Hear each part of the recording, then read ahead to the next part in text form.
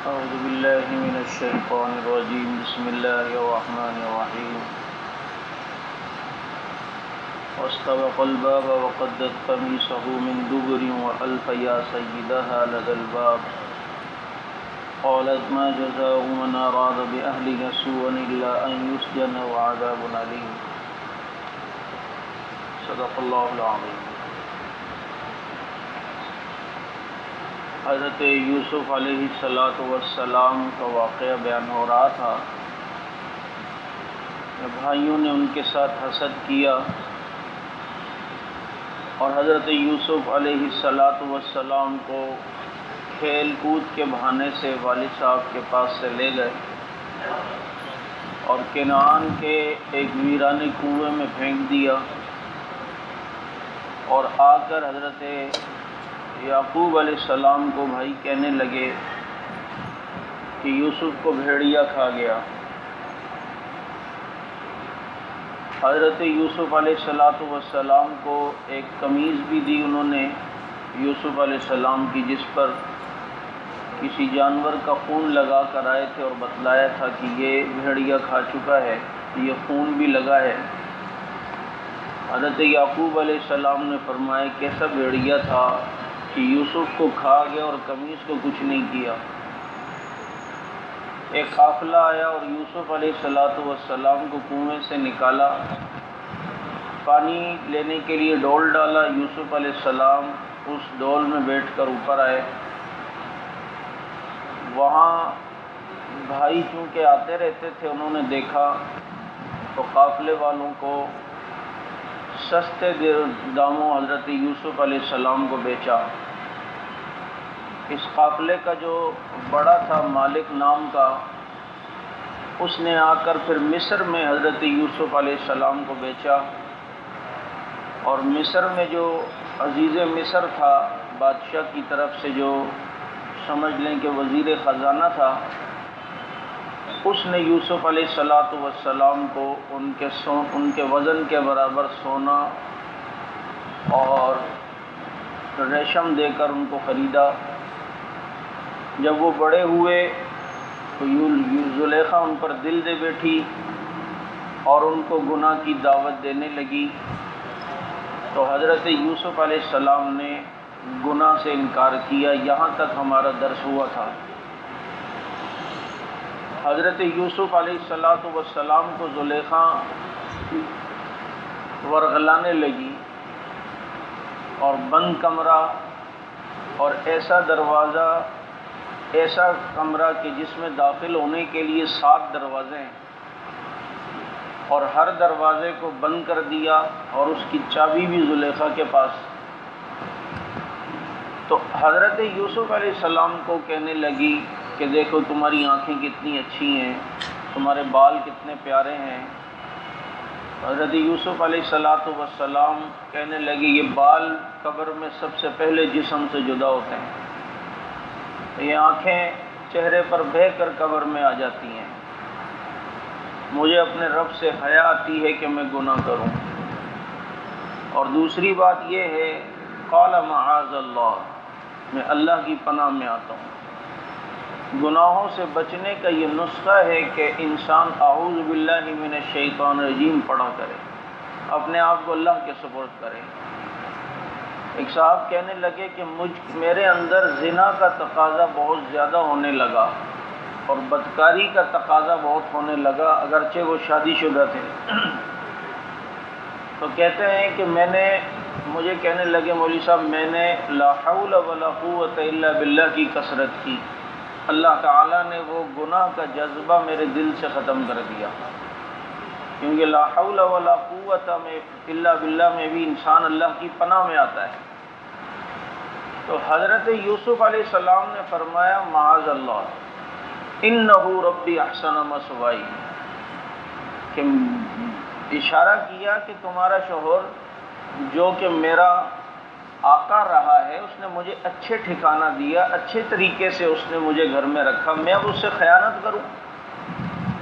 یہ ہوتا ہے احسان کا بدلہ احسان کی صورت میں دینا، کہ جب انسان کسی کے یہاں سے کوئی نمک کھا لے تو پھر نمک حلالی کرے، نمک حرامی پر نہ آئے۔ کہ اس نے میرے ساتھ اتنے احسانات کیے ہیں اور میں اس کے ساتھ خیانت کروں؟ آج معاشرے میں دیکھ لینا کہ پڑوسی کتنا خیال رکھتا ہے، لیکن جب اس کو موقع ملتا ہے تو وہ پڑوسی کے گھر پہ خیانتیں کر رہا ہوتا ہے۔ اپنے دفتری معاملات میں دیکھ لیں، اگر ایک باس اچھا ہے اور وہ آپ کے ساتھ تعاون کرتا ہے، آپ کا خیال رکھتا ہے، اور موقع ملنے پر ہم اسی کی جڑیں کاٹنے لگ جائیں، تو احسان فراموشی کبھی نہ کریں۔ ایسا شخص اللہ کو پسند نہیں۔ آپ کے ساتھ کسی نے احسان کیا، اب اس کے ساتھ آپ احسان کے معاملات کریں اور اس کے احسان کو کبھی نہ بھولیں۔ کوشش ہو، میری کوشش ہوتی ہے، مجھے جو شخص پہلی مرتبہ میں دوسرے درجے میں تھا تو امامت کے لیے جو شخص ذریعہ بنا، تو وہ اب بھی کبھی کبھی یہاں آتے ہیں، تو ان کو الحمدللہ میں بہت عزت دیتا ہوں۔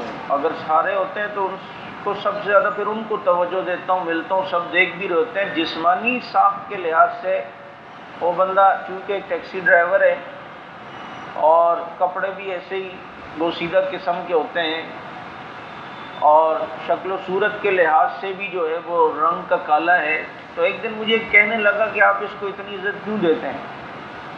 میں نے کہا یار اس لیے دیتا ہوں کہ میری سب سے پہلی جو امامت کا سلسلہ شروع ہوا تو ذریعہ یہ بندہ بنا ہے، اس لیے اب یہ جب آتا ہے تو میں اسے جگہ دیتا ہوں، ٹھکانہ دیتا ہوں، اس کو جو ہے بٹھاتا ہوں۔ ہمارے پڑوس میں ایک شخص ہے، میں انہیں اپنے بڑے بھائیوں کی طرح احترام دیتا ہوں، ان کو عزت دیتا ہوں اور بالکل ادب کے معاملے میں رہتا ہوں، اگرچہ وہ مجھے حضرت کہتے ہیں، اور یہ اس کی وجہ کیا ہے کہ مجھے پہلی مرتبہ مسجد صدیق اکبر میں وہ شخص لایا ہے، اس نے مجھے کہا کہ چلے ایک جگہ جمعہ پڑھنے چلتے ہیں۔ تو میں جب یہاں آیا، مولانا عبدالغفور ندیم شہید رحمۃ اللہ علیہ کا بیان سنا، حضرت کا انداز، ہم نے تو پہلی بار کھڑے ہو کے کسی کو تقریر کرتے ہوئے دیکھا، ہم نے تو وہی سارے مولوی دیکھے تھے جو بیٹھ کے تقریر کرتے ہیں، کہ جن کی تقریروں کے بعد جو ہے لوگ بیٹھ ہی جاتے ہیں، تو ایسا آدمی پہلی بار دیکھا جو کھڑے ہو کے تقریر کرے تاکہ مجمع کھڑا ہو جائے ان کی باتوں کے بعد۔ تو وہ حضرت کا انداز اور غالباً سعید ابن جبیر رحمۃ اللہ علیہ کی استقامت پر وہ کہیں جمعہ پڑھایا تھا انہوں نے، کوئی اس طرح مجھے یاد ہے۔ تو اس کے بعد وہ شخص پھر شاید کبھی خود نہیں آیا، لیکن چونکہ مجھے ایک رستہ دیا تو مجھے مزہ آ گیا یہاں جمعہ پڑھنے میں، تو میں پھر یہاں جمعہ پڑھنے آتا رہتا تھا، حضرت ندیم شہید رحمۃ اللہ علیہ کے بیانات کو سنتا تھا اور بڑا خوش ہوتا تھا۔ اور پہلی مرتبہ جب آیا تو کسی کے تصور میں بھی نہیں کہ یہاں کبھی اللہ تعالی ہماری تشکیل بھی کر دے گا، تو پھر یہاں میرا سلسلہ بنا، تو وہی شخص مجھے ملا، میں نے کہا یار اس جگہ کا راستہ بتانے والے آپ تھے مجھے، اور کبھی ہمارے پیچھے بھی جمعہ پڑھنے آئے۔ تو اتفاق سے وہ ایک دن یہاں جمعہ پڑھنے کے لیے آئے، تو میں بیان کرتے ہوئے اس بندے پہ نظر پڑی تو مجھے اپنا ماضی ایک دم تقریر کے دوران آ گیا سامنے کہ کس طرح یہ لایا تھا اور یوں، اور اس وقت میرے ذہن میں تھا کہ کبھی میں یہاں بیان کروں گا اور یہ شخص اس طریقے سے میرا بیان سننے آئے گا۔ وَتِلْكَ الْأَيَّامُ نُدَاوِلُهَا بَيْنَ النَّاسِ، تو کیا کہ یہ احسان ہی تو ہے اس کا، کہ آج اگر کچھ تھوڑے دو ذریعہ بن رہے ہیں تو احسان، کبھی احسان فراموشی نہ کرنا۔ آپ کے ساتھ جس نے احسان کا معاملہ کیا نا، بس اپنی خواہشات کو اس کے لیے دبا دو، یہ پیغمبرانہ اخلاق ہیں۔ تو حضرت یوسف علیہ السلام نے پہلے تو اللہ کی پناہ مانگی، جب اس نے گناہ کا کہا نا بھئی تلک، بس جلدی آ جاؤ، وقال معاذ اللہ، اللہ کی پناہ، اور انہ ربی احسن مثوائی، میرے اس آقا نے جس کا میں غلام تھا مجھے بڑا اچھا ٹھکانہ دیا، مجھے بچوں کی طرح رکھا، مجھے غلاموں کی طرح رکھا نہیں، آج میں اس کے ساتھ خیانت کروں؟ ایسا نہیں ہو سکتا۔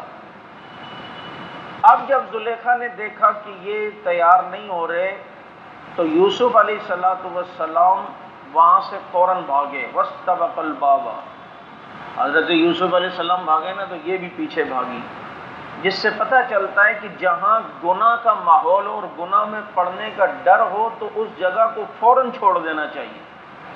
انسان وہاں بہادر بن کے رہے، نہیں نہیں یار نو پرابلم، میں تھوڑی گناہ میں پڑوں گا یار، اتنے کچے بھی ہم بھی نہیں ہیں، نہیں بھائی، اس پر کبھی بھی بھروسہ نہ کرنا، اپنی نفس پر، اپنے دل پر، اپنی خواہش پر، یہ کسی بھی وقت سانپ کی طرح ڈنگ مار سکتا ہے۔ اس لیے جو ہے ایک انسان بعض دفعہ تھوڑی عبادت کر کر کے، تھوڑا ذکر مجاہدہ، کچھ تھوڑا بہت وقت لگا کے صوفی بن جاتا ہے، سمجھتا ہے بس بھائی اب تو میرے سامنے کوئی بھی گناہ کے تقاضے ہیں، اپن نہیں بنے گا بابا گناہ گار، یہ کسی ٹائم بھی گناہ کی طرف آ سکتا ہے۔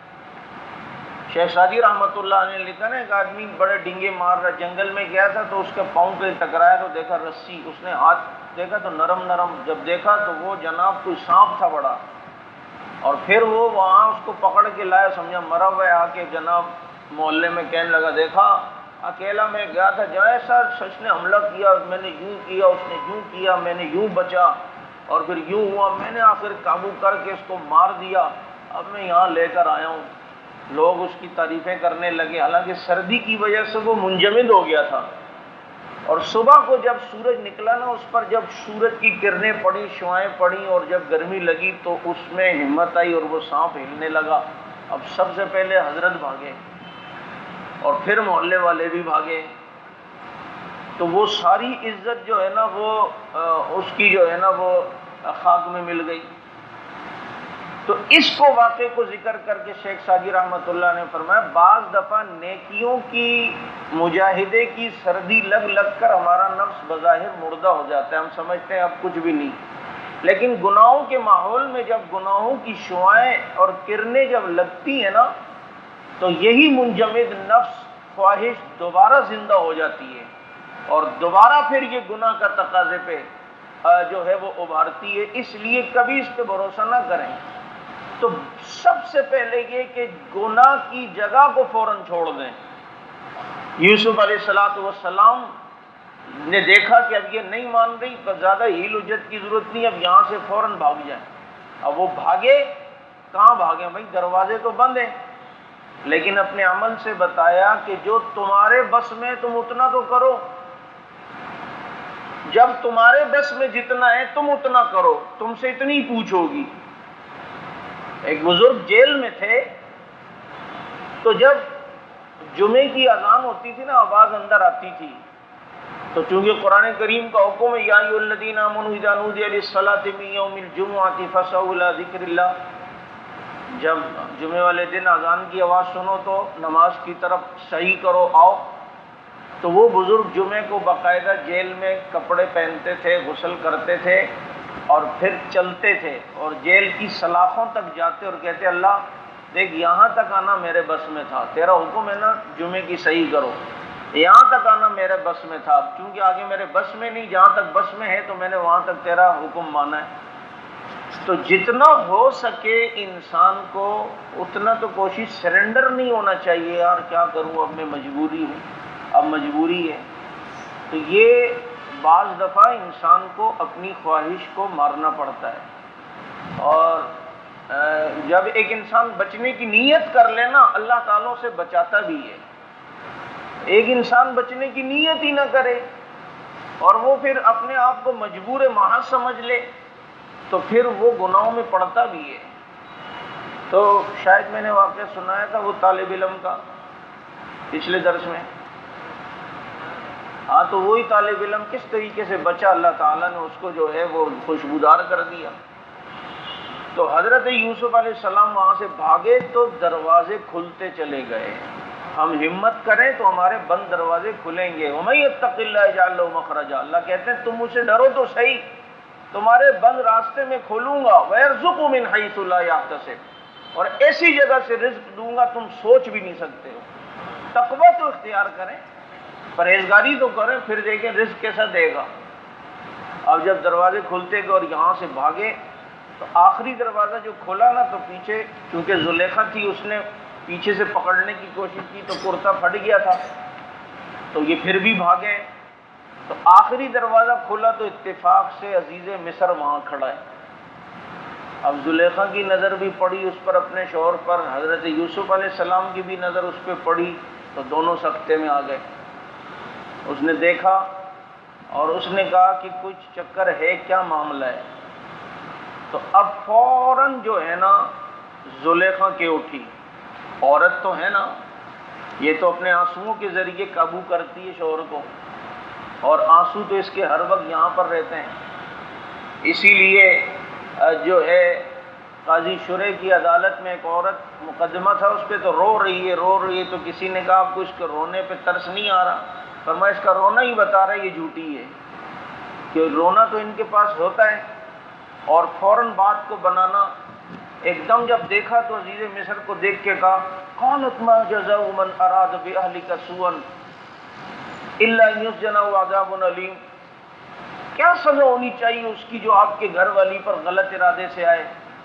اس کو جو ہے نا جیل میں ڈال دینا چاہیے، او عذاب الیم، یا سخت عذاب اسے دینا چاہیے۔ میری عزت پر ہاتھ ڈال رہا ہے، اوپر سے خود ہی شروع ہو گئی، بھائی تجھ سے کسی نے بھی پوچھا ہے؟ لیکن آگے یوں کر کر کے جو ہے نا پھر اس نے اپنے قابو میں لیا عزیز۔ اور پھر دوسری بات ہے اس کی بیوی، اور بیوی کی عزت اس بندے کی عزت ہوتی ہے، تو اس لیے تھوڑی دلی طور پر سائڈ تو لیتے ہیں۔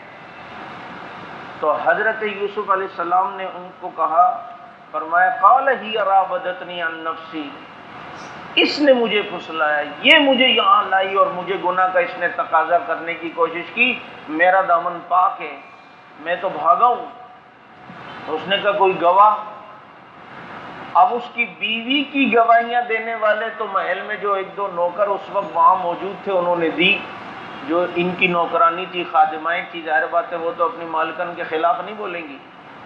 تو وہ کہنے لگی ہاں ہاں ہم نے یوسف کو یہاں جاتے ہوئے دیکھا، خود یوں یوں۔ اب حضرت یوسف علیہ السلام سے اس نے کہا تو کوئی گواہی پیش کر۔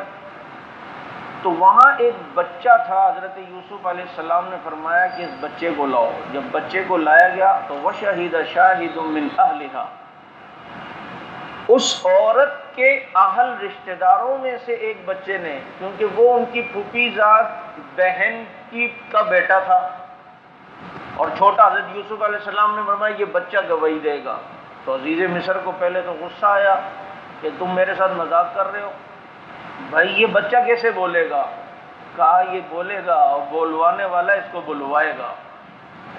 تو چنانچہ وہ بچہ بول اٹھا کہ اگر ان کا نہ قمیصہ قد من قبل فصدقت وهو من الکاذبین۔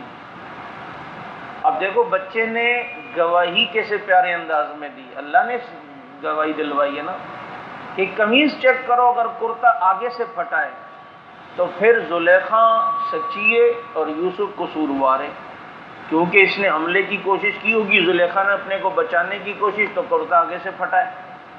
اور وَإِن كَانَ قَمِيصُهُ قُدَّ مِن دُبُرٍ فَكَذَبَتْ وَهُوَ مِنَ الصَّادِقِينَ، اگر کرتا پیچھے سے پھٹا ہے تو پھر یوسف سچا ہے اور زلیخا جھوٹی ہے، کہ اس نے کوشش کی اور یوسف بھاگا رہا تھا، اس نے پیچھے سے پکڑنے کی کوشش کی، جب دیکھا تو کرتا پیچھے سے پھٹا ہوا تھا۔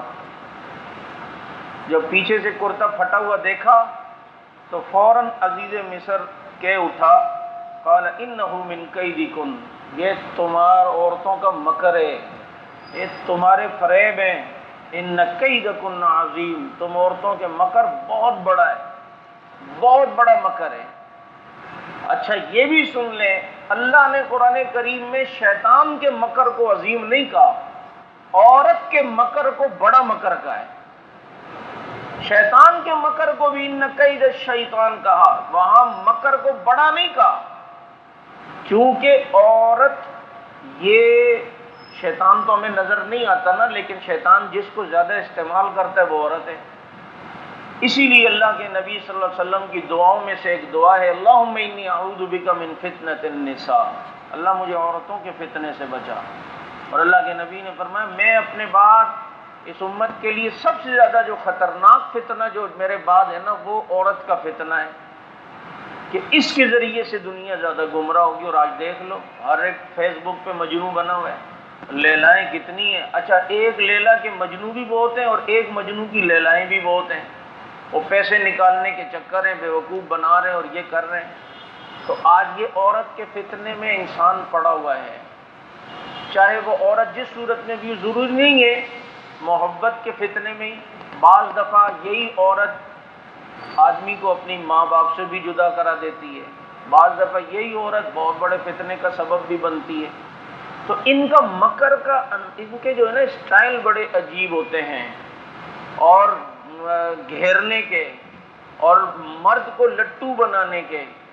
یہ فوراً جو ہے نا یوں لٹو بناتے ہیں، اگر مرد لٹو بننا والا ہوتا ہے تو فوراً لٹو بن جاتا ہے۔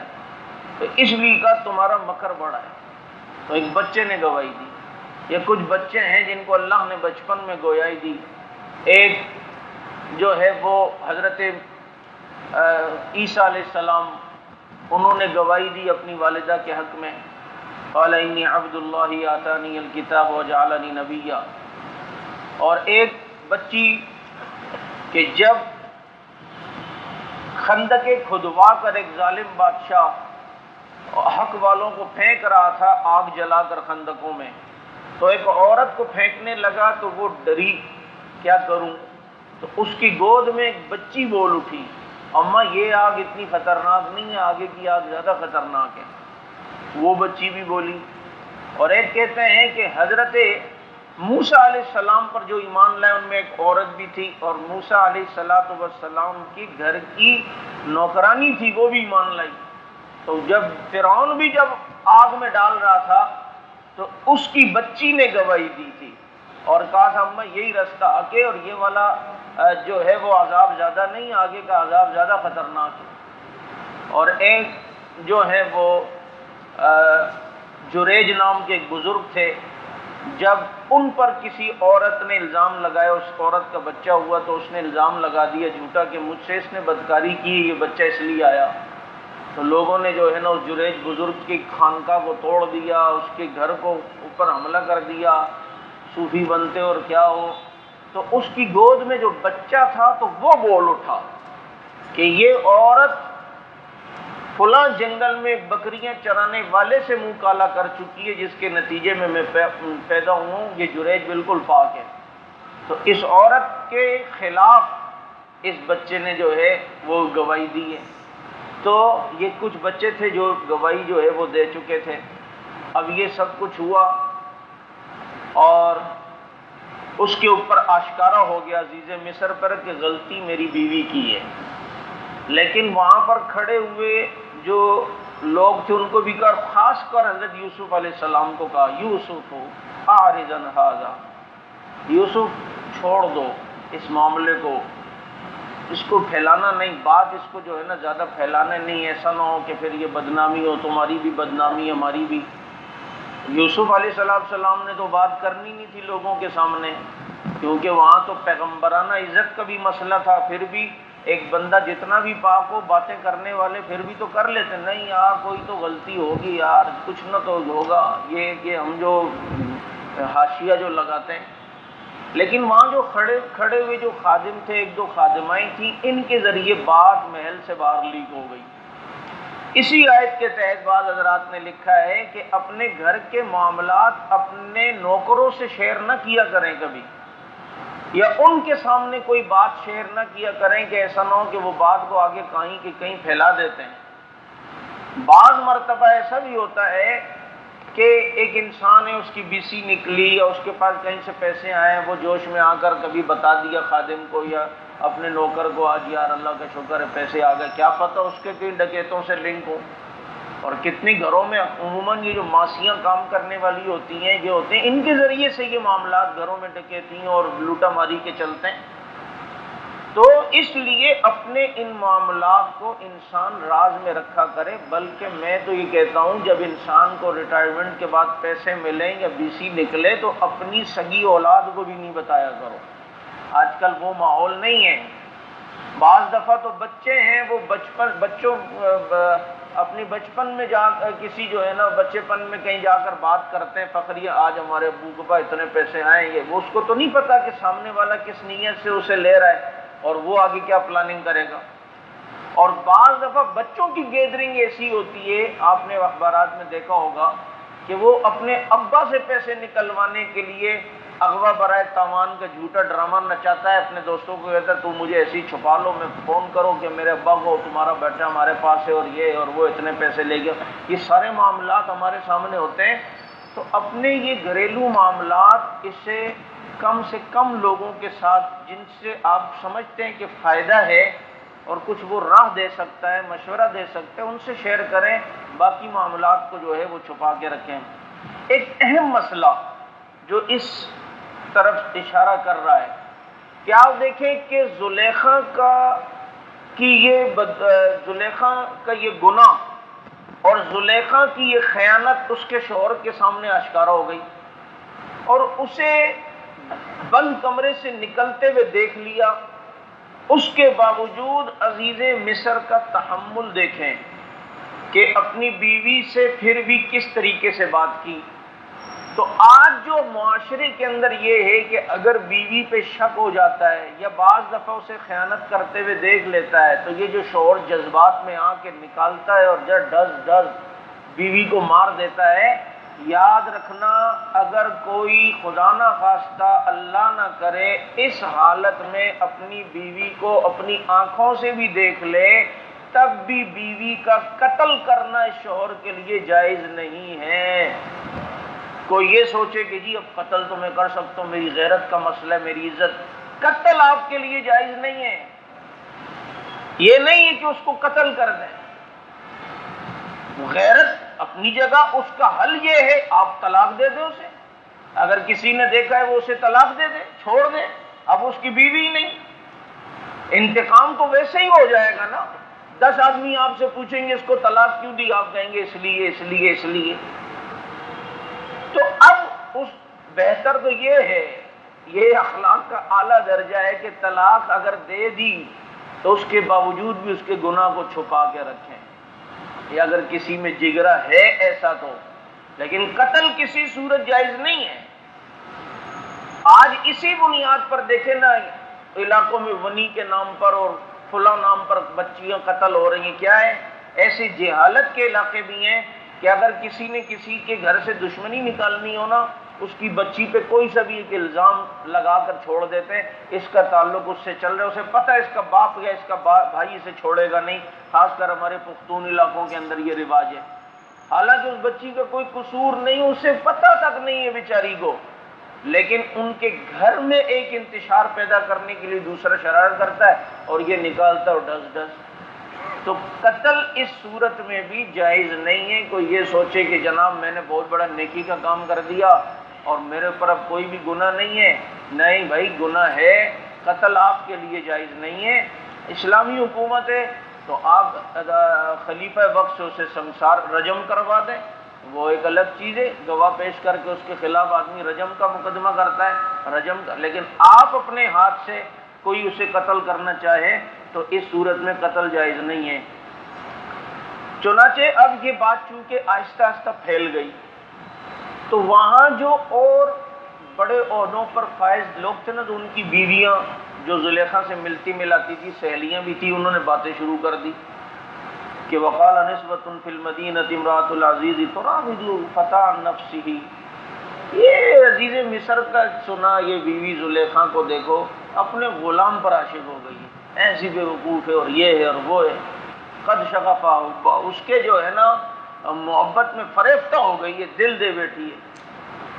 کیونکہ وہ ان کے ہاں تو ایک معیوب چیز یوں تھی کہ دل دے بیٹھنا، اور دوسرا یہ کہ بھائی کوئی تک کے آدمی سے، غلام سے جو عشق لگا بیٹھی، انہیں کیا پتا تھا کہ ابھی تک انہوں نے اس غلام کو دیکھا ہی نہیں۔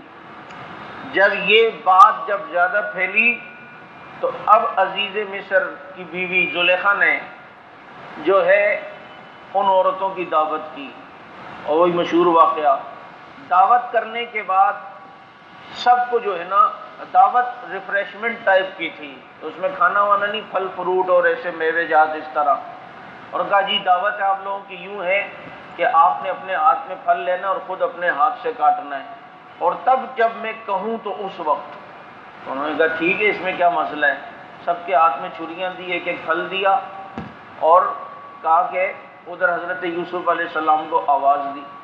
حضرت یوسف علیہ السلام جیسے ہی دروازے سے اندر داخل ہوئے اور اس نے یہاں سے یہ کہا کہ پھل کاٹنا شروع کر دیں، اور وہ پھل کاٹتے کاٹتے جیسے حضرت یوسف علیہ السلام کو دیکھا تو وہاں اتنی مگن ہوئی حضرت یوسف علیہ السلام کے حسن کو دیکھ کر کہ اپنی انگلیاں کٹنے کی طرف دھیان ہی نہیں گیا.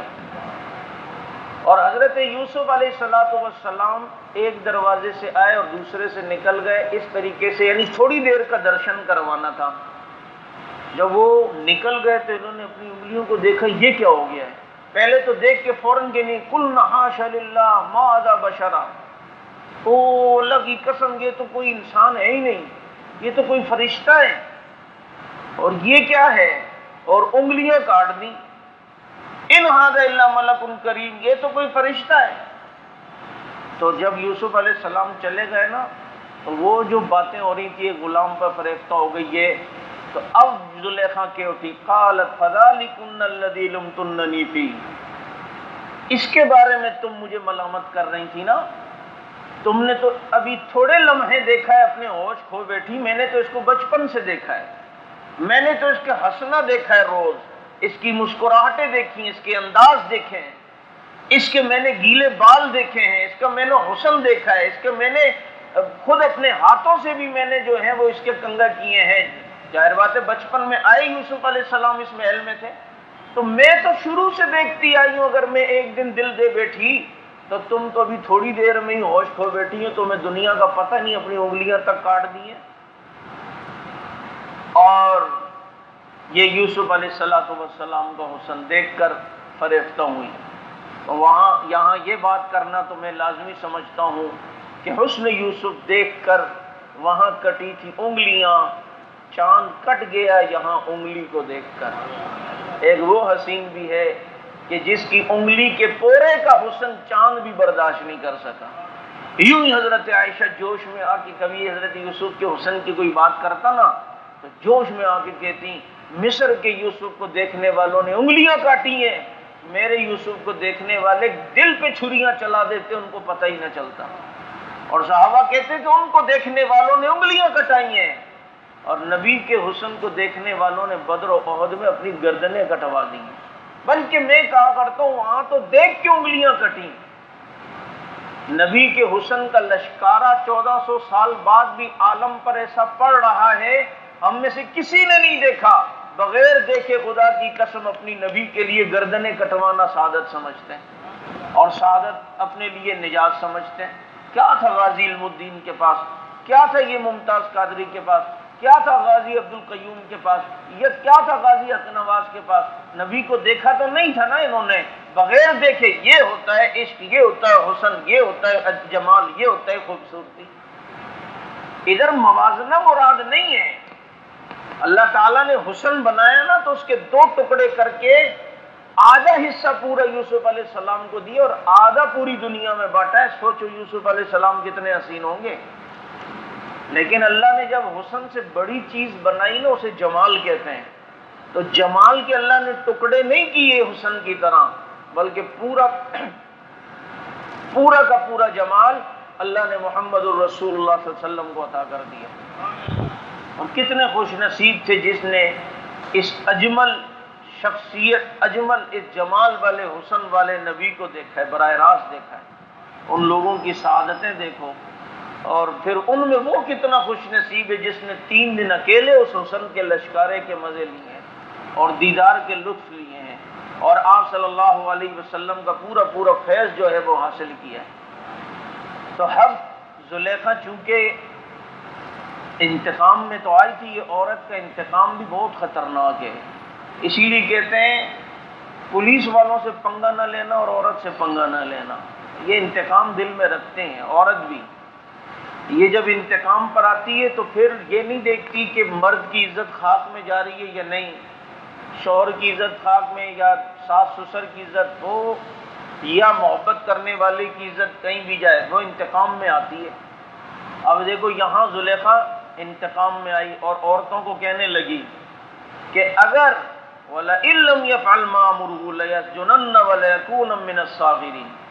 سن لو، عورتوں کو کہنے لگی میں نے اس کو جس گناہ کی دعوت دی نا، اگر یہ نہیں مانا تو میں اسے جیل میں ڈلواؤں گی یا اسے خوب بے عزت کر کے چھوڑوں گی نہیں. بس اب ضد میں آ گئی ہوں، گناہ کرے گا میرے ساتھ. اب میں نے بھی انا کا مسئلہ بنا لیا. تو اس کے جواب میں حضرت یوسف علیہ السلام کیا کہتے ہیں کہ اللہ اس نے مجھے جیل کی دھمکی دی ہے نا، قال رب السجن احب الی مما یدعوننی الیہ، اللہ مجھے اس کے گناہ سے زیادہ پسند ہے کہ میں جیل میں زندگی گزاروں، جیل پسند ہے مجھے۔ نبی اپنے کو کبھی گناہ سے داغدار نہیں کرتا۔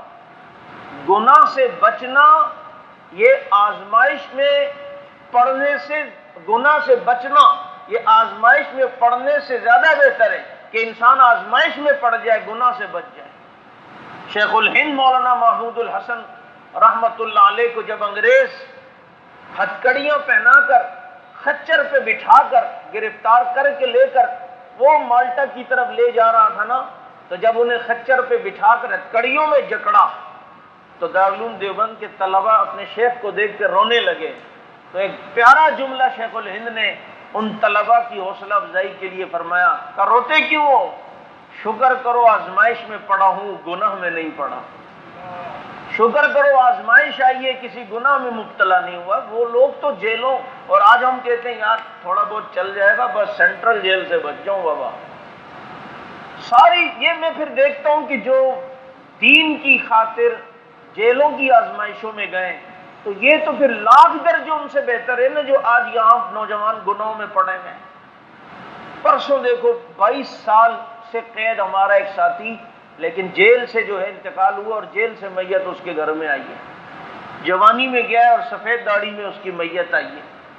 تو یہ یوسف علیہ السلام فرماتے ہیں اللہ یہ جیل اس سے بہتر، یہ گناہ سے بہتر سمجھتا ہوں کہ مجھے جیل میں ہی بھیج دیں۔ تو اس لیے میں نے پچھلے جمعہ بھی یہ کہا تھا کہ اللہ تعالیٰ سے مانگنی عافیت ہی چاہیے۔ اس وقت حضرت یوسف علیہ السلام اگر یوں بھی دعا کر لیتے کہ اللہ مجھے جیل سے بھی بچا لے، اس کے فتنے سے بھی بچا لے، تو اللہ تعالیٰ دونوں سے بچا لیتا، لیکن چونکہ اب خود آزمائش مانگی ہے تو اب جیل پھر جانا پڑا، جیل جانا پڑا۔ اور حضرت یوسف علیہ السلام کو جیل میں بھیج دیا، کیونکہ زلیخا نے اپنے شوہر کو کہا دیکھو بدنامی تو ہو رہی ہے، اب ایک ہلے کے سے جیل بھیج دو۔ تو آہستہ آہستہ بات یہی ہوگی کہ یار غلطی اسی کی تھی جبھی تو جیل میں گیا ہے، اگر جیل میں نہیں بھیجا تو پھر میں ہی بدنام ہوتی رہوں گی اور میری بدنامی وہ تمہاری بدنامی ہے۔ چنانچہ یوسف علیہ السلام جیل میں گئے، لیکن جیل میں بھی رہ کر اپنا کام، اپنا مشن، اپنا پروگرام وہاں بیان کیا ہے، یہی تو کمال ہے۔ ہمارے ندیم شہید رحمۃ اللہ علیہ دیگر حضرات جیلوں میں گئے، دیکھیں مولانا عبدالغفور ندیم شہید رحمہ اللہ نے وہاں بھی جیل میں بھی بیٹھ کے کتابیں لکھی ہیں۔ تو پتہ چلتا ہے جب آزمائش میں بھی انسان اپنے کام میں لگا رہے نا تو وہ آزمائش ہوتی ہے، عذاب نہیں ہوتا، اللہ کی طرف سے پکڑ نہیں ہوتی۔ لیکن جو آزمائش میں آنے کے بعد نمازوں کو چھوڑ دے، اپنے کام کو بھی چھوڑ دے، دین سے بھی دور ہو جائے، اللہ سے تعلق بھی، تو سمجھ لو یہ عذاب ہے، یہ پکڑ عذاب ہے، یہ تکلیف عذاب ہے۔ اور اس میں رہ کر بھی اگر اللہ کو یاد رکھا ہے تو سمجھ لو آزمائش ہے جو اللہ انبیاء پر بھی بھیجتا ہے، اپنے پیاروں پر۔ جیسے ہی جیل میں گئے وَدَخَلَ مَعَهُ السِّجْنَ فَتَيَانِ، تو دو قیدی یوسف علیہ السلام کے پاس آئے۔ یہ وہ دو قیدی تھے کہ کسی نے سازش کے تحت ان دونوں کو، بادشاہ جو اس وقت مصر کا تھا اس کو مارنے کے لیے پلان ان سے بنوایا تھا۔ ایک اس بادشاہ کو شراب پلانے پر مامور تھا اور دوسرا اس کا باورچی تھا، اور ان کو کہا تم کسی طرح کھانے میں زہر ملا کر اس بادشاہ کو مار دو۔ چنانچہ وہ کھانے میں زہر ملا کر جب کھانا سامنے رکھا تو یہ جو ساتھی تھا جو شراب پلاتا تھا یہ ایک دم بول اٹھا، کہا کہ اب کھانا نہیں کھانا، اس میں زہر ہے۔ کہا کیوں؟ کہا کہ جی دیکھیں ہم سازش کا شکار ہوئے اور کھانا یہ پکاتا ہے زہر اس نے ملایا ہے، اس نے مجھے اپنے ساتھ اعتماد میں رکھا ہے لیکن میں نے راز فاش کر دیا۔ تو ان دونوں کو جیل میں بھیج دیا۔ تو ان دونوں میں سے جو اتفاق ایسا ہے کہ دونوں نے ایک ہی رات خواب دیکھا اور اٹھے تو حضرت یوسف علیہ السلام سے کچھ شناسائی اور تعلق چونکہ ہو گیا تھا تو آ کے کہنے لگے ہم نے جو ہے وہ خواب دیکھا۔ ایک کہتا ہے کہ میں نے خواب دیکھا کہ میں پھل سے شراب نچوڑ کے بادشاہ کو دے رہا ہوں، اور دوسرے نے کہا کہ قال الاخر انی ارانی احمل فوق راسی خبزا تاکل الطیر من، میں نے دیکھا میرے سر پہ ایک ٹوکرے میں روٹیاں ہیں، تو پرندے جو ہے نا اس میرے سر سے وہ روٹیاں لے کے جا رہے ہیں۔ نبئنا بتاویلی انا نراک من المحسنین، آپ ہمیں اس کی تعبیر بتائیں، اس لیے کہ آپ ہمیں جو ہے وہ نیکوکار لگتے ہیں۔ تو پتہ چلتا ہے خواب کی تعبیر کسی نیکوکار آدمی سے ہی پوچھنی چاہیے۔ تو فرمایا حضرت یوسف علیہ السلام نے فرمایا بھائی پہلی بات تو سنو، میں تعبیر بتاؤں، پتہ نہیں تم یقین کرو نہ کرو، اس کی ایک میں نشانی تمہیں بتاتا ہوں کہ تمہارے پاس جو کھانا آئے گا اس کے آنے سے پہلے پہلے تعبیر میں بتاؤں گا، اور کھانے میں دیکھنا تمہارے پاس آج یہ آئے گا۔ تو اب یوسف علیہ السلام نے تعبیر بتائی، اور جب کھانا آیا تو کھانا بھی وہی جو یوسف علیہ السلام نے بتایا تھا، تو تعبیر وہ بتا چکے ہیں۔ فرمایا تعبیر یہ ہے کہ تم میں سے ایک رہا ہو جائے گا اور ایک جو ہے وہ سولی پہ چڑھا دیا جائے گا۔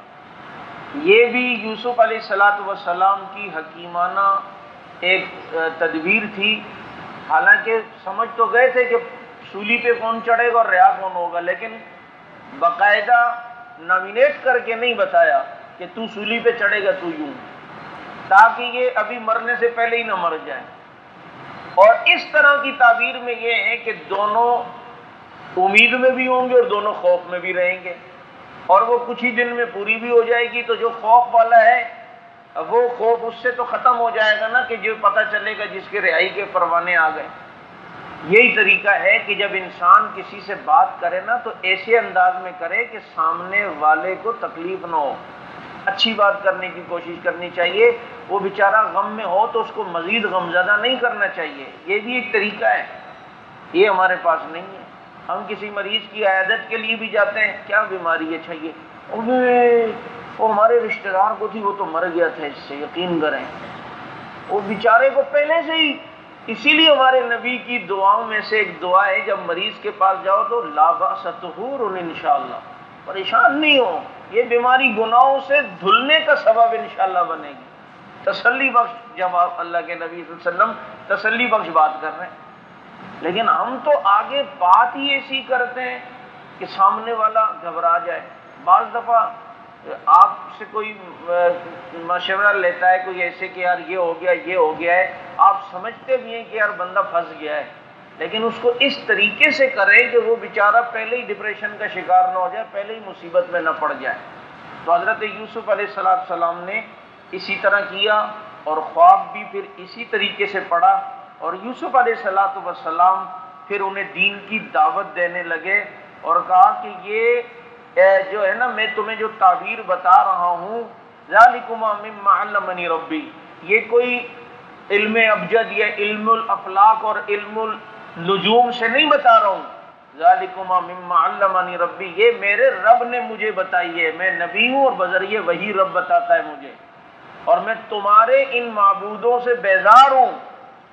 میں تو ملت ابراہیم واتبعت ملت ابراہیم و اسحاق و یعقوب، میں تو ان کی ملت پر ہوں، اور تمہارے جو ہیں یہ معبود ان کے پاس کچھ بھی نہیں ہے، اور جو تم نے ان کے نام رکھے ہوئے، یہ روزی دیتا ہے، یہ عزت دیتا ہے، یہ دیتا ہے، یہ وہ دیتا ہے، یہ کچھ بھی نہیں کر سکتے، سب کچھ کرنے والی ذات اللہ کی ہے۔ اور پھر فرمائے یا صاحب السجن ارباب متفرقون خیر ام اللہ الواحد القہار، کتنی پیارے انداز میں دین کی دعوت دی۔ اس پر انشاءاللہ تفصیلی بات تو اگلے جمعہ ہوگی، لیکن یہاں یہ لفظ سن لیں، اس پر بات ختم کرتا ہوں۔ حضرت یوسف علیہ السلام جیل کے ساتھیوں کو یہ نہیں کہتے یا صاحبنی، اے میرے ساتھیوں، کیونکہ ابھی تک وہ جیل کے ساتھی ایمان نہیں لائے۔ جب ایمان نہیں لائے تو وہ نبی کے ساتھی کیسے بن سکتے ہیں؟ وہ نبی کے دوست تو نہیں بن سکتے، ساتھی نہیں بن سکتے۔ اس لیے قرآن نے اسلوب بتایا کہ یوسف علیہ السلام نے ان کو خطاب کرتے ہوئے فرمایا یا صاحب یہ سجن، اے میرے جیل کے ساتھیوں، کہ نسبت جیل کی طرف کی، یہ نہیں کہا یا صاحبنی، کیونکہ اس قابل ہی نہیں ہے ابھی کہ ان کو اپنا ساتھی کہا جائے۔ لیکن جب غار ثور کی بات آئی ہے نا تو وہاں قرآن کریم نے اسلوب یوں بتلایا، اذ یقول لصاحبہ، اس نبی نے جب اپنے ساتھی سے کہا کہ نہ گھبراؤ اللہ ہمارے ساتھ ہے، کیونکہ جو اس وقت غار میں نبی کا ساتھی ہے وہ اس قابل ہے کہ نبی اسے اپنا ساتھی کہہ سکے، وہ اس قابل ہے کہ نبی اسے اپنا دوست کہہ سکے، وہ اس قابل ہے، اس میں اتنی کوالٹی اور ایمان ہے کہ نبی اسے اپنی طرف منسوب کر کے کہہ سکیں۔ اس لیے جب یوسف علیہ السلام نے بات کی تو یا صاحب یہ سجن کہا، اے میرے جیل کے ساتھیوں، یہ نہیں کہا کہ اے میرے ساتھیوں۔ لیکن جب بات ابو بکر صدیق کی آئی تو قرآن نے وہاں اسلوب اپناتے ہوئے کہا کہ غار میں نبی نے اذ یقول لصاحبہ، اپنے صحابی سے کہا، اپنے ساتھی سے کہا کہ یہ نبی کا ہے، یہ صدیق نبی کا ہے، اور ایسا ساتھ ہوا، ایسا ہجرت میں نبی کا، سفر میں نبی کا، حضر میں نبی کا، غار میں نبی کا، اور آج مزار میں بھی وہ نبی کا ہی ہے، ساتھ رہا۔ تو اس لیے یہاں صاحب یہ سجن کہا اور وہاں اذ یقول لصاحبی کہا، جس سے صدیق اکبر رضی اللہ عنہ کی عظمت کا پتہ چلتا ہے۔ انشاءاللہ آئندہ جو ہے وہ درس میں آگے اس واقعے کو بیان کریں گے کہ کس طرح حضرت یوسف علیہ السلام کی رہائی کا سبب اللہ نے بنایا اور اس آزمائش سے اللہ نے نجات دی۔ الحمدللہ رب العالمین، اللہم صلی علی سیدنا و مولانا محمد وعلی آل سیدنا و مولانا محمد وعلی بارک وسلم۔ اللہم اغفر وارحم وانت خیر الراحمین، ربنا آتنا فی الدنیا حسنہ وفی الآخرۃ حسنہ وقنا عذاب النار، اللہم اشف مرضانا المسلمین، اللہم اغفر موتانا المسلمین، صلی اللہ تعالی علی خیر خلق محمد وعلی آلہ واصحابہ اجمعین، آمین۔